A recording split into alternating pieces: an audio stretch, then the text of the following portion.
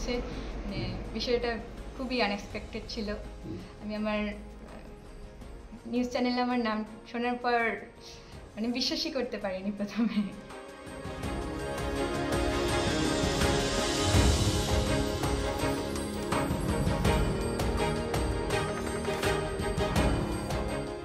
অনুভূতি যথেষ্ট ভালো, তবে মাধ্যমিকে 13 র্যাঙ্ক করেছিল, তো সেখান থেকে আশা করেছিলাম উচ্চ মাধ্যমিকে একটু বেটার রেজাল্ট করবে, কারণ ওর সায়েন্সের দিকে ন্যাক ছিল, ইতিহাস ভূগোল পার হয়ে গেছে, তো বেটার রেজাল্ট করবে সেই হিসাবে আমি ভাবতে পারিনি যে ওয়েস্ট বেঙ্গলে মেয়েদের মধ্যে প্রথম হবে, এটা ভাবতে পারিনি। তবে হ্যাঁ, তার থেকে বেটার রেজাল্ট করবে এটুকু আমি আশা করেছিলাম।